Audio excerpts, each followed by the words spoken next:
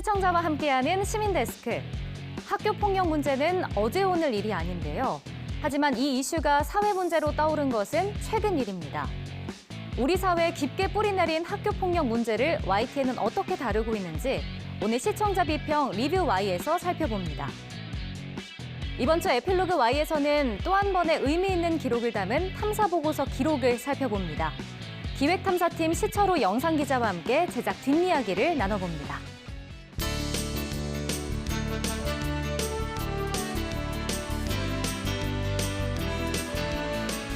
시청자 여러분 안녕하십니까, 김영수입니다.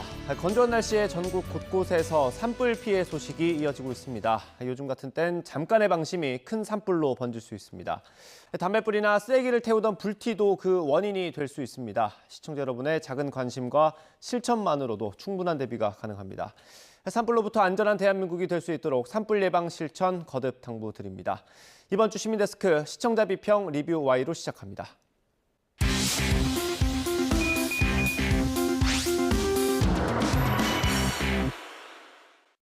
네, 세 분 어서 오십시오. 안녕하십니까.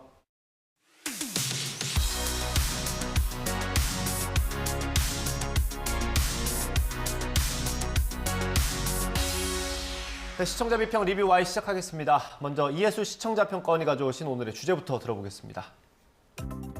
학교 폭력의 피해 건수가 늘어나고 있습니다. 최근에는 신체적 폭력보다는 언어 폭력이나 불법 촬영과 같은 교묘한 양상을 보여 눈에 쉽게 띄지 않고 처벌도 제대로 이루어지지 않고 있는데요. 이러한 실태가 공론화되고 해결하기 위해서는 언론의 힘이 중요합니다. 그렇다면 YTN의 보도는 우리 사회에 만연한 학교 폭력 문제를 해결하는 데 도움이 되고 있을까요? 오늘 리뷰 Y에서는 학교 폭력 보도를 살펴보겠습니다. 네, 학교폭력 사건 최근에 많이 조명을 받고 있습니다. 정치권에서 논란이 있었고요. 넷플릭스 드라마로도 좀 화제가 됐습니다. 이 예전이랑 최근이랑 좀 어떤지 해설위원 실장님께서 한번 설명을 좀 해주실까요? 사실 과거에도 학교폭력의 문제가 있었죠. 그런데 이제 그때는 이걸 사회생활을 배우는 과정이다, 이렇게 덮어두고 넘어가려는 그런 경향이 있었던 것 같습니다. 그런데 지금은 이제 자녀 수가 한두 명이고 적고, 그리고 이제 학생들에 대한 인권의식, 이게 많이 높아져서 학교폭력의 문제가 많이 부각되는 것 같습니다. 학생들이 이제 어린이 혹은 청소년기인데 감수성이 예민하고, 또 이때 이제 정신적인 상처를 입었을 때 나중에 성인이 돼도 이게 큰 피해로 남는다는 것이 최근에 이제 사례를 통해서 드러나는데, 그렇기 때문에 이제 언론에서도 이걸 좀 잘 보도해야 될 것 같고요. 또 이런 전문가들의 조사 결과도 있었습니다. 피해 학생들의 절반 이상이 그 자기 피해를 이렇게 부모에게 말하지 않는다고 합니다. 그러니까 어른들 그리고 언론, 이렇게 기성세대가 좀 더 관심을 가지고 학생들의 고민을 잘 듣고 해결하려는 그런 도움을 줘야 될 것 같다는 생각을 하게 됐습니다. 네, 뭐 흔히 시대가 많이 바뀌었다라는 얘기를 하는데 아마 학교폭력 사건도 그렇지 않을까 싶습니다. 보도는 어땠는지 박사님부터. 네, 먼저 2월 26일입니다. 학교폭력 전담부 만든 행정법원 불신 기운 학폭위 탓 이 보도를 보니까요. 이 학교폭력에 대한 처분이 법정까지 가는 경우가 많아지고 있다고 합니다. 징계 범위를 정하는 학폭위, 그러니까 학교폭력대책심의위원회의 줄임말인데요. 이 학폭위의 처분에 학생과 학부모들이 법원의 판단을 구하는 일이 많아진 탓이라고 합니다. 이날 보도는 2019년 중학교 축구팀 사례를 들었습니다. 그러니까 제가 보니까 가해자와 피해자의 구분이 좀 쉽지 않았고요. 또 폭력에 대한 징계 수위를 결정하는 것도 쉽지 않았습니다. 실제로 교내 학폭위 구성원이 비법률 전문가로 구성된 경우가 많고, 감정적으로 판단이 이루어지는 경우가 있어서 이 당사자들이 그 결과를 납득하지 못하는 경우가 많다는 지적이었습니다. 또 가해 사실이 학생 생활기록부에 기재되어서 진하게 그 불이익을 받는 일이 있기도 하니까 이를 막기 위해서 일단 소송부터 하자라는 사례가 늘었다는 보도였습니다. 이처럼 그 소송이 증가하면서 서울행정법원이 학교폭력 전담 재판부를 신설했다고 하는데요. 학교폭력 사후 대책에 대해 점검이 필요하다라는 점을 잘 지적해준 보도였습니다. 박사님께서 다뤄주신 보도는 국내 학교 폭력의 증가 추이나 전담 재판부 신설과 조치, 대응에 대해서도 시각적으로 잘 구성해서 유익했는데요. 또 재판부의 기능적 역할에 대한 장점과 우려되는 부분을 설명해 주어서 좋은 보도였습니다. 이어진 보도, 강제 전학 1년 미뤄진 이유, 무조건 소송, 툭하면 마다폭에서도 학교 폭력 처리 제도의 맹점에 초점을 맞추고 있는데요. 최근 이슈가 된 정순신 변호사 아들의 학폭 소송 일지를 공개하면서 학폭위 결정에 대한 불복과 소송이 처벌을 피하는 데 악용되고 있음을 지적하고 있습니다. 과거의 보도는 학교 폭력을 다양하게 접근하려는 노력보다는 가해자의 폭력 행위에 초점을 맞춰서 한 개인을 단죄하려는 여론에 분노를 부추기는 양상을 보이곤 했는데요. 그렇다 보니 학교 폭력의 이슈는 잠시 소란스럽고 세간의 관심에 집중이 되지만 빠르게 잊혀지는 문제도 있었습니다. 이번 YTN의 보도는 전반적으로 학교 폭력 예방 및 처리 제도의 문제점을 짚고 우리 사회의 총체적 점검이 필요하다는 내용을 다루고 있어서 질적으로 성숙해졌다는 느낌을 받았습니다. 네, 대통령이 임명한 그 고위공직자가 취임 직전에 자녀의 학폭 관련 일로 낙마하는 일은 흔한 일이 아니죠. 이 정순신 변호사의 자녀가 이 학폭 가해자였다는 점도 문제지만 부모가 자녀의 학폭 징계를 방어하려고 1심, 2심, 3심 대법원까지 법적으로 취할 수 있는 모든 방법을 총동원해서 대응했다라는 방식, 그리고 학교 폭력 피해자에 대해서는 제대로 회복이 이루어지지 못했다라는 점 등이 알려지면서 이와 관련한 사안의 심각성이 확산했다고 볼 부분입니다. 정순신 변호사의 자녀 사건을 통해 알려진 것이 또 이제 맞학폭입니다. 이 학교 폭력 가해자들이 행정 소송을 내서 시간을 끄는 방법을 일컫는 표현이라고 합니다. 해당 보도에서는요, 이 학교 폭력 예방법에서는 가해 학생과 피해 학생을 즉시 분리 조치할 수 있게 했지만 최대 3일이라는 한계가 있고 또 가해 학생이 보복성으로 이 맞학폭 신고를 하면 피해 학생도 학교 밖으로 쫓겨날 수 있다는 점을 핵심으로 언급을 했습니다. 이러다 보니까 이 가해자 측은 일단 맞학폭을 이제 제기하고 보는 사례도 늘어서 또 다른 악용 수단이 된다라는 지적이 보도에 있었습니다. 가해 학생이 사과와 반성을 하기보다는 이 제도의 허점을 악용해 처벌을 피하는 방법이 늘어난 것이라는 지적을 통해서 이 학교 폭력 대책의 방향을 좀 고민할 수 있게 했습니다. 네, 뭐 어떤 기사든 마찬가지입니다. 학교 폭력 기사에서도 피해자를 보호하고 보듬는 것들이 중요할 것 같은데 YTN 보도 어땠습니까? 네, 학교 폭력의 해결 과정은 반드시 피해자 중심으로 이루어져야 한다고 봅니다. 그런 의미에서 학교 폭력 가해자는 떳떳, 피해자는 이사의 전화까지 보도는 정순신 변호사 자녀 학폭 문제를 피해자의 시각으로 전달한 좋은 보도로 언급을 하고 싶은데요. 가해자의 반성 없는 행보의 내용과 미진한 조치로 인한 피해자의 고통을 피해 가족의 인터뷰를 통해서 구체적으로 들어보는 시간이었습니다.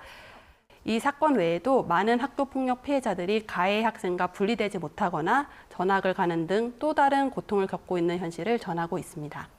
네, 이 사후 처벌보다는 사전 교육이 중요하고요. 또 인성 교육과 교권 강화를 강조하는 내용이었는데요. 피해자 중심의 대응이 중요하다라는 점을 설명하는 데 필요한 보도였던 것 같습니다. 이 학교 폭력 피해자와 그 가족은 치료와 회복이 매우 더딘데 이 가해 학생은 반대인 상황이 많기 때문이거든요.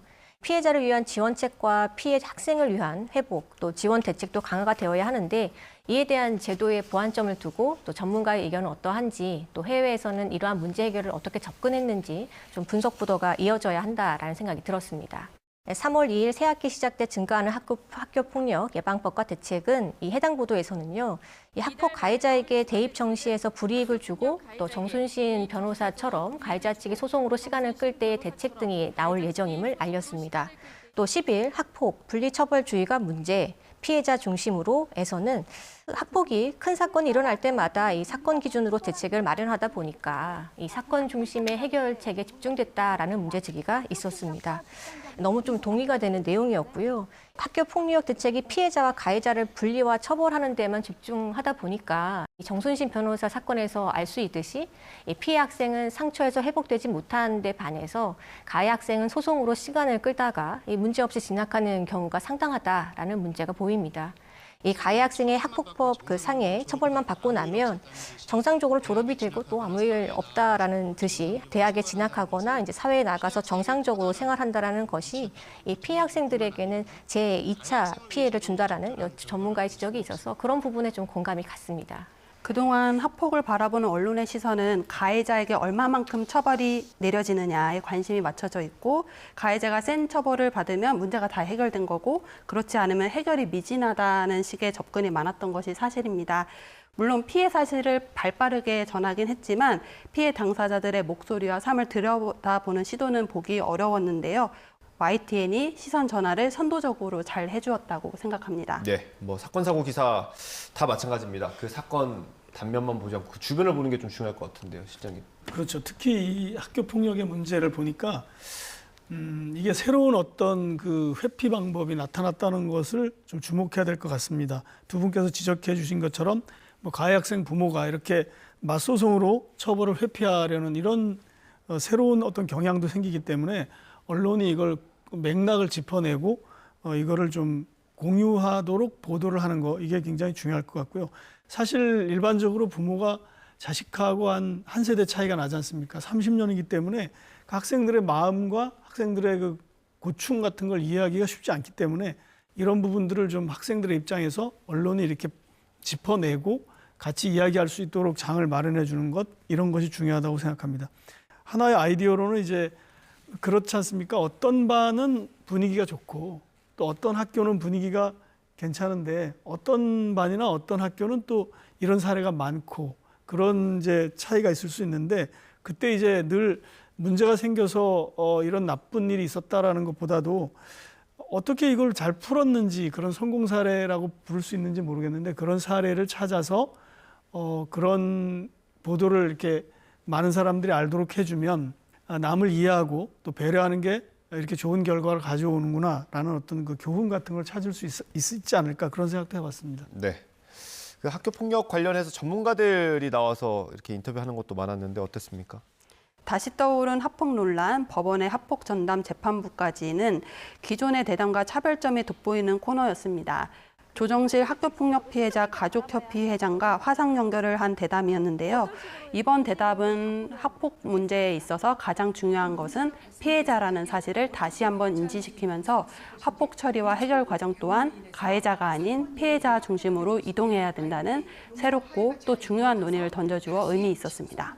네, 이 협의회장 이야기로는 그 가해자 특별교육 기관 같은 경우에는 6,000개가 넘는데 이 피해자 전담 기관은 149개 정도밖에 없다는 겁니다. 이 기숙형 피해자 치유시설인 해맑음 센터도 이 전국에 하나밖에 없다고 하는데요. 가해자는 의무적으로 이제 특별교육 기관을 받게 돼 있지만 이 피해 학생에 대해서는 제대로 지원과 관심이 이어지지 못하고 있다고 합니다.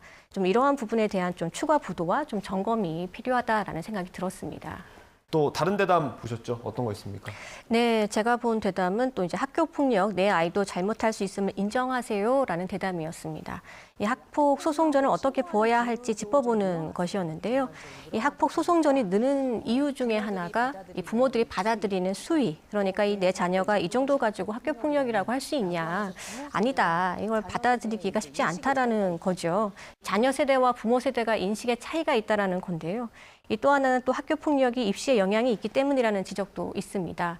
보통 중학교나 초등학교는 졸업과 동시에 삭제가 되는 경우가 많으니까 상관이 없지만 이 특목고의 경우에는 졸업 전에 대학 입시를 하는 경우가 있어서 그런 아이들의 경우에는 기록이 최대한 미뤄지기 위해서 가처분을 통해 확정되지 않도록 방법을 하다 보니 소송으로 가는 경우가 많다는 지적이었습니다. 이날 대담에서 김영미 변호사가 나왔었는데요. 내 자녀가 소중한 만큼 내 자녀가 잘못을 했을 때 먼저 해야 될 것이 무엇인가에 대해 생각해 보게 해주는 말씀을 좀 해주신 것 같았습니다. 내 자녀의 잘못을 두둔하는 것은 좀 부차적인 것이고 먼저 피해를 당한 아이에게 진심으로 사과를 하게 하고 다시는 이런 행동이 재발되지 않도록 교육하는 부모의 인식이라는 것이 좀 중요하다라고 짚어주었는데요. 이 가해 학생의 부모가 이러한 인식과 태도가 필요하다라는 점이죠. 또한 학교 폭력은 신고가 되면 무조건 조사를 해서 학폭위를 열어야 하기 때문에 이 교사의 적극적인 어떤 그런 중재가 필요하다, 또 갈등 해결 노력이 필요하다라는 언급이 있었습니다.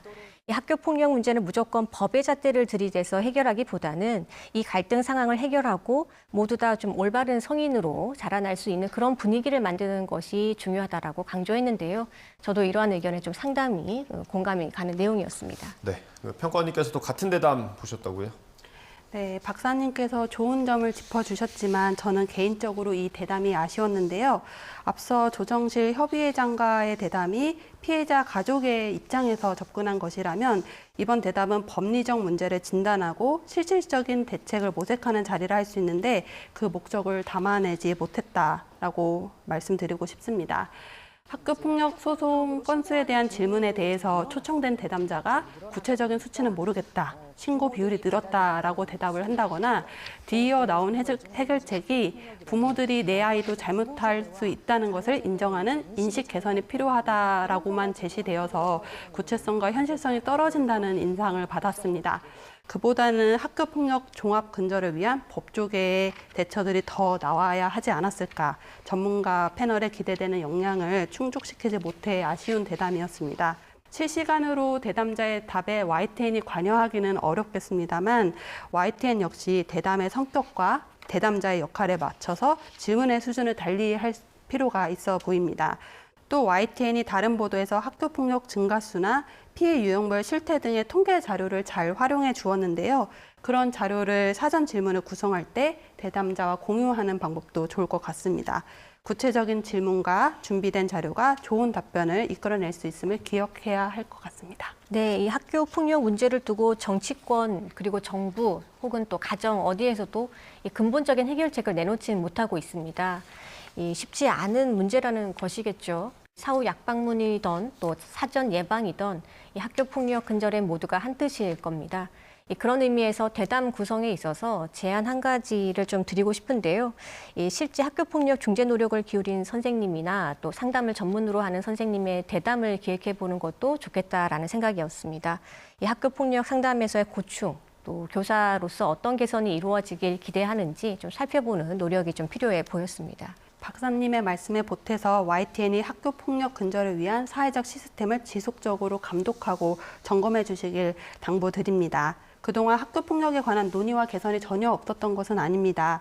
교육부와 각 학교들은 학교폭력 예방과 근절을 위한 다양한 대책을 세우고 있고요. 또 피해 학생을 위한 제도와 시설도 많이 마련되었습니다. 학생들은 학교에서 셀 수 없을 정도의 학교폭력 예방 교육을 받고 있기도 합니다. 그럼에도 그 대책들이 효과를 발휘하지 못하는 이유가 무엇일까 질문해 보면 저는 각종 제도는 만들어졌지만 제도 발표 이후에 실효성을 점검하는 시스템이 부재했기 때문이라고 생각합니다.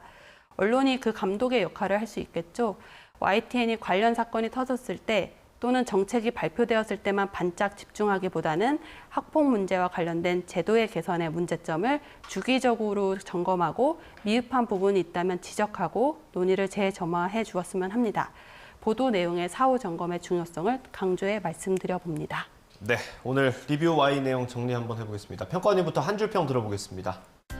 학교폭력 더는 안 돼. 언론도 팔벗고 나서야. 코로나19로 잠시 주춤했던 학교폭력이 등교 수업 확대와 함께 폭증하면서 학교폭력 예방 및 근절을 위한 교육, 인권, 청소년, 시민, 사회단체의 협력이 강화되고 있습니다. 여기서 언론은 무엇을 할 수 있을까요?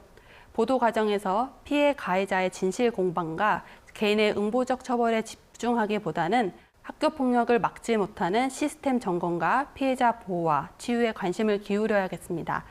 YTN이 학교폭력에 대한 회복적 접근의 중요성과 필요성을 공론화하는 데 앞장서 주시길 바랍니다. 네, 다음 박사님 들어보겠습니다. 당해도 괜찮은 사람 없다. 학교폭력 경각심 높여야. 학교폭력 사례가 알려질 때마다 폭력의 종류와 정도에 놀라는 경우가 늘고 있습니다. 요즘엔 학교폭력이 일반적인 하나의 유형이 아니라 온라인과 오프라인에서 사건이 뒤섞여 발생하는 경우도 증가하고 있습니다. 가해 방식은 갈수록 다양해지는데 징계 수위는 낮고 또 피해 학생을 위한 치유 수단은 미흡합니다. 학교와 또래가 전부인 시기, 학교에서 일어나는 일들을 결코 사소하게 보아서는 안 되겠습니다. 학교폭력 피해 학생의 상처를 보듬는 노력이 더 커져야 할 때입니다. 네, 오늘 리뷰 Y 순서는 여기서 마치도록 하겠습니다. 세 분 오늘 말씀 잘 들었습니다. 감사합니다.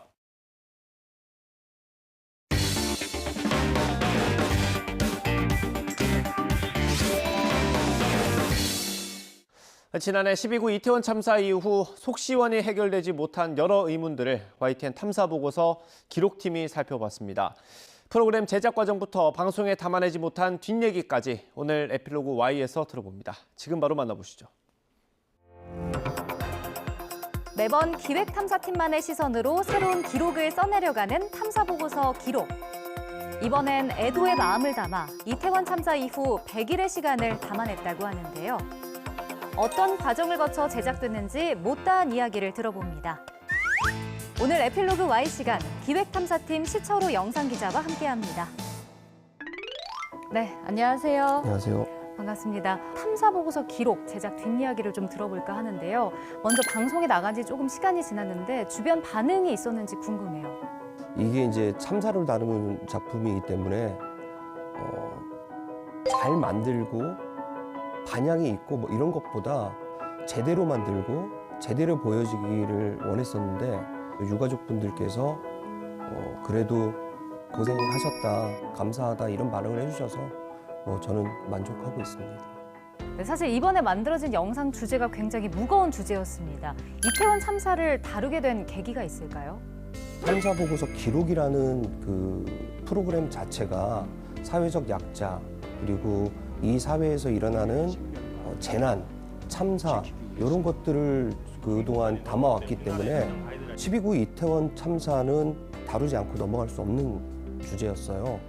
정말 큰 그런 사건이었기 때문에 다룰 수밖에 없었을 것 같은데 이번 이 영상 제목을 보면 공백, 12.9 이태원 참사 100일의 기록이라고 했습니다. 근데 앞에 공백이 좀 붙어 있는데 이유가 뭐였나요?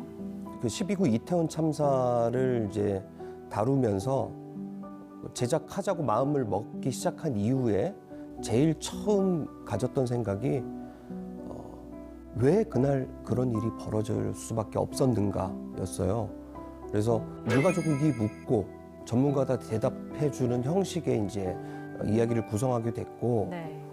그러면서 전문가분들로부터 가장 많이 들었던 단어가 공백이었어요.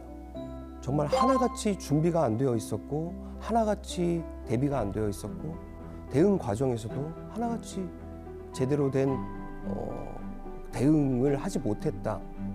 모든 과정에서 공백이 발생이 됐다. 이런 그 말씀들을 많이 듣게 돼서 찬찬히 돌아봤더니 저희들도 그날 여러 가지 면에서 준비가 안 되어 있었구나. 그래서 이제 공백으로 결정을 하게 됐습니다. 그러니까 모든 과정에서 있었던 공백이었기 때문에 이걸 꼭 제목에 좀 쓰셨다 이런 말씀이시네요. 근데 다각도로 짚어내야 할 부분이 많은 주제였기 때문에 사실 기획하시면서도 좀 어려우셨을 것 같아요. 기획탐사팀이 특히 중점을 뒀던 부분이 있다면 어떤 걸까요? 그날 당일에 일어났었던 그 시간 타임라인을 만들기 시작했고 그 전후 과정 속에서 어떤 일이 있었는지 그 자료들을 모으기 시작했고요. 이 자료들을 팩트가 맞는지 체크를 시작했고 이제 저희들이 만들었던 타임라인이 팩트에 부합하는지 확인하면서 자료들을 거기에 살을 붙여보기 시작했습니다. 저도 이번 영상을 보니까 전문가, 유가족 이렇게 많은 분들의 인터뷰가 있었던 게 좀 기억에 많이 남는데 인터뷰를 진행하셨을 때 기억에 남는 이야기가 있을까요? 어느 하나하나 기억나지 않은 것들이 없어요. 네. 사실 그분들의 목소리가 어느 한순간 놓칠 수 없는 이야기들이었거든요. 사실은 이 말씀해 주신 모든 거를 사실 프로그램 안에 녹여내고 싶었는데 그렇게 하지 못한 것들이 사실 마음에 많이 걸리거든요. 근데 그중에 제일 마음에 걸리는 것들은 가족들을 찾고 싶다. 마지막 순간을 확인하고 싶다. 어디서 마지막 숨을 내쉬었는지, 어느 곳에서 어떻게 쓰러졌는지, 이송은 어떻게 됐는지 지금도 사실 생각하면 먹먹하시죠? 지금도 말씀하시면서 약간 좀 눈시울이 좀 붉어지시고 그때 그 감정이 많이 떠오르시는 것 같은데 근데 이게 끝난 사건이 아니거든요. 지금도 그분들에게는 자꾸 마지막을 확인하고 싶은 그 마음이 있는데 그게 잘 안 됐던 것들 그리고 저희가 그 마음을 온전히 담아내지 못했던 것들이 사실은 지금도 아쉬움으로 남고 있습니다. 사실 옆에서 보는 저희도 이렇게 마음이 아픈데 가족분들의 마음은 어떨지 감히 상상도 하지 못할 정도로 좀 헤아릴 수 없는데 유가족분들께는 사실 그때 일을 다시 한번 끄집어내는 거기 때문에 더 마음이 아픈 일이 아닐까 싶은데 섭외는 혹시 이렇게 좀 수월하게 되셨던 건가요? 섭외 과정도 사실은 쉽지 않았어요. 가족을 잃은 분들에게 정말 말씀하신 것처럼 다시 그날의 이야기를 이끌어내야 되는 그런 것들이 있었고, 그게 알려지기 원하는 분들과 알려지기 싫은 분들이 상당히 극명하게 갈리고 있어서 어떻게 접근해야 될지 사실은 저희들도 사실 어려웠거든요. 그래서 편지를 쓰기 시작했어요. 저희들이 취재를 시작하면서 말씀을 듣고 대신 질문을 드리고 대신 답을 저희들이 구해오겠다라는 약속, 그런 말씀을 먼저 드렸었고요. 사실 제일 많이 드렸던 말씀은 죄송합니다였습니다. 저는 직접 세월호 현장에서, 세월호 참사 당시에 현장에서 취재를 했었는데요. 일개 언론인으로서, 그리고 현장을 취재했던 사람으로서 이 재난이 반복되는 것 자체가 너무너무 죄송했기 때문에 사실 죄송하다는 말씀을 제일 먼저 많이 드렸었던 것 같아요. 그런 진심을 담아서 이번 영상을 좀 만드셨던 것 같은데 이번 영상이 약 35분 정도가 되더라고요. 사실 정해진 시간 안에 다 담지 못해서 아쉬웠던 부분도 있는데 어떤 것들이 있을까요? 가족분들의 이야기, 가족을 잃은 가족의 이야기, 상실에 대해서 사실은 온전히 담아내고 싶었어요. 그걸 다 담아내지 못했던 것들이 너무 아쉽고요. 사실 그런 면에서 앞으로의 계획을 저희가 새롭게 세우고 있는 것들이 있는데 네. 멈추지 않겠다, 기록하는 거를. 그래서 가족분들의 이야기, 가족분들이 알고 싶은 그날의 진실이 어디에 있는지 끝까지 저희들은 함께 기록을 해 나가면서 방송을 하겠다, 이런 이제 다짐들을 하게 됐습니다.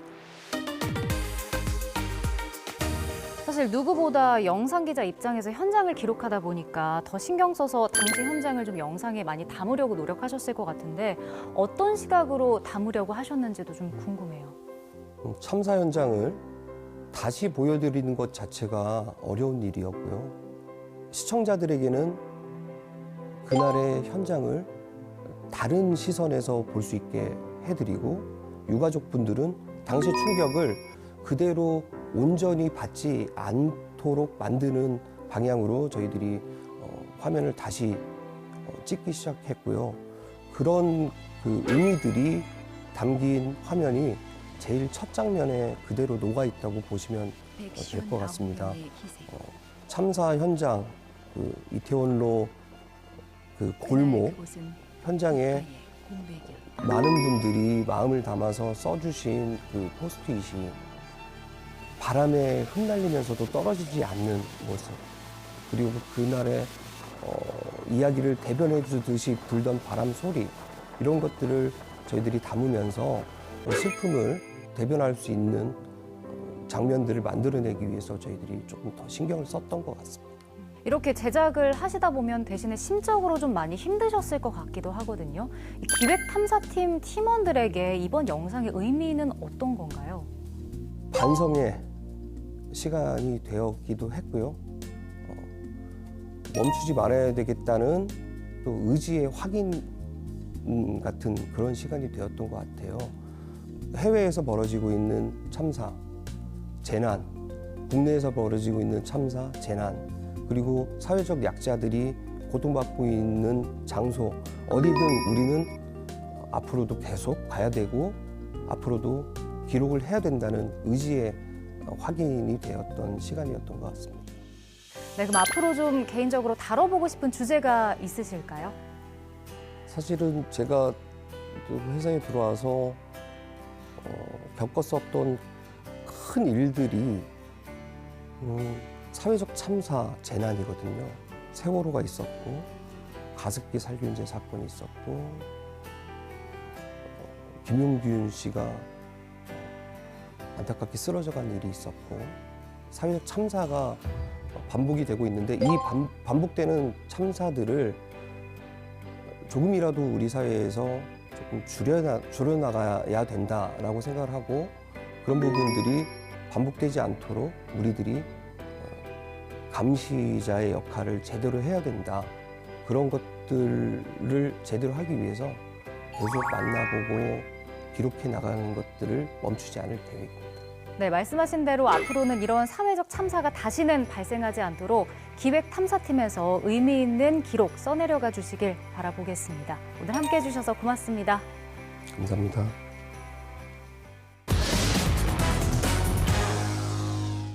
시민데스크는 시청자 목소리로 YTN을 돌아봅니다. 방송에 대한 여러 의견 SNS와 홈페이지 또 전화로 남겨주시고요. 저희는 다음 주에 더 다양한 시청자 의견으로 돌아오겠습니다. 시청해주신 여러분 고맙습니다.